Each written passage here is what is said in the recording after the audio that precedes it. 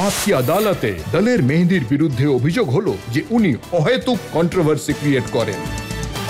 অনেক বড় কন্ট্রোভার্সি তো আমরা ডিসকাস করে ফেললাম, কিন্তু তার আগেও অনেক সময় দেখা গেছে যখনই আপনার নতুন কোনো অ্যালবাম আসে তখনই কোনো কন্ট্রোভার্সি হাজির হয়ে যায়। আমি আপনাকে উদাহরণ দিচ্ছি, যে সময় আপনার এক দানা দো দানে এসেছিল তখন পাঞ্জাবের কিছু লোক এটা নিয়ে অবজেকশন করেছিল। এর কারণ এটা হলো যে আমি অনেকবার সোজাসুজি বলেছি যে আমার কাজ হলো মিউজিক নিয়ে, আমার অন্য কোনো বিজনেস নেই কোনো রকম। আমার গান বাজনারই বিজনেস, যেটা আমি বিজনেসের মতো করেই করি। তো আমার যখনই কোনো শোতে ডাকা হয়, মানে ধরুন যে কোনো ডিপার্টমেন্ট হোক, আমার যখন শোতে ডাকা হয় তারা এটা ভেবেই ডাকে যে আমি অমুক ডিপার্টমেন্টের লোক, তো তাহলে দলের মেহেদি এলে আমাদের জন্য ফ্রিতে গান গেয়ে চলে যাবেন। তখন আমি সোজা বারণ করে দিই, দেখুন আমি একজন ইনকাম ট্যাক্স পেই, ইনকাম ট্যাক্স আমাকে দিতে হয়, তাই যখন নিজের জন্য গান গাইব তার জন্য ফিজ নেব। হ্যাঁ, এটা হতে পারে কোনো ডিপার্টমেন্টের জন্য কম নেব।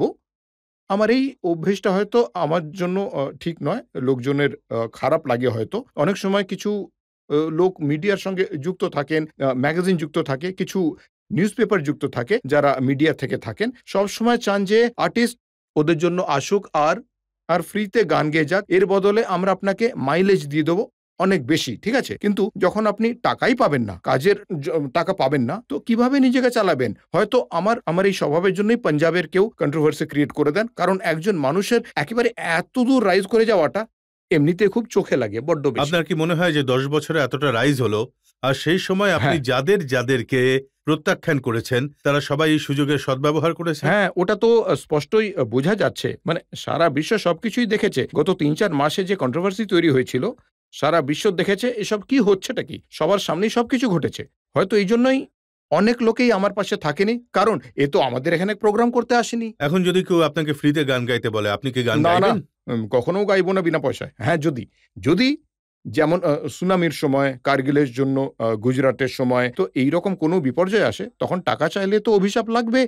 আমি ফ্রিতে করার জন্য তৈরি আছি। কিন্তু এমনি যদি এসে বলে কেউ আমরা অমুক ডিপার্টমেন্ট থেকে এসেছি, তমুক থেকে এসেছি, তো বড্ড সমস্যা হয়ে যায়। যেমন ধরুন আমার বাড়ি দিল্লিতে রয়েছে, ঠিক আছে? ওই এলাকার কোনো কেউ ধরুন এলো এমএলএ, যদি এমএলএ সাহেব চান দলের মেহেদি এখানে এসে আমার সঙ্গেই দাঁড়িয়ে থাক, ঠিক আছে তো? আর আমি যদি না যাই তাহলে হতে পারে যে আমার জলের লাইন কেটে দিল, ইলেকট্রিক্যাল লাইন কেটে দিল।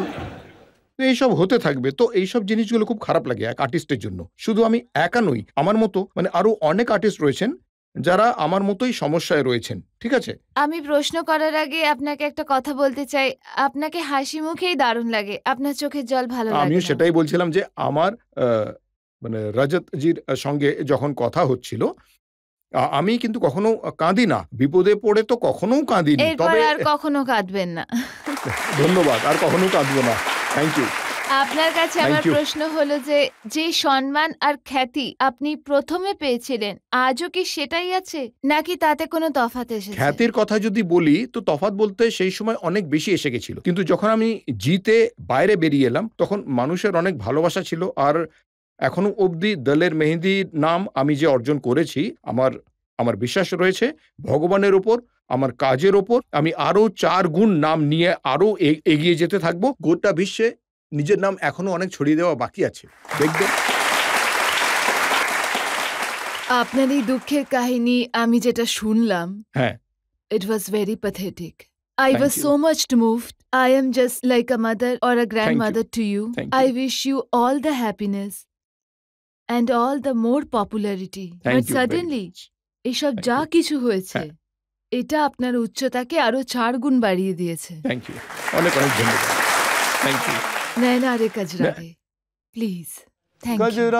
कजरा रे नैना वाले, नैना तेरे चंबल दे लुटेरे, ऊंचे मचानों से बादल उड़ाते हैं, सूखे नसीबों पे बादल बरसाते हैं, जीवे तेरे नैना दे लुटेरे, कजरा रे कजरा। থ্যাংক ইউ ভেরি ধন্যবাদ, মাচ। থ্যাংক অসংখ্য ধন্যবাদ। এতজন পাঞ্জাবি সিঙ্গার রয়েছেন, হ্যাঁ, কিন্তু যত কন্ট্রোভার্সি আপনার সাথেই কেন পা মিলিয়ে চলে? হয়তো ভাগ্য ভালো হলেই এমনটা হয়। কারণ যখন কোনো ব্যক্তি সফল হন সেটা জনগণের ভালোবাসাতে হন। আপনার ভাগ্যে থাকে, আপনার বাবা-মায়ের আশীর্বাদ থাকে যে আমরা এমন একটা জায়গায় পৌঁছই আর তার জন্য আমরা অনেক পরিশ্রম আর কাজও করি। কারণ শুধু এমনটা নয় যে দলের মেহেন্দি শুধু একটা গান করে দলের মেহেন্দি হয়ে গেছি। আমি এর জন্য অনেক পরিশ্রম করি আর মানুষের আশীর্বাদও রয়েছে তার সাথে।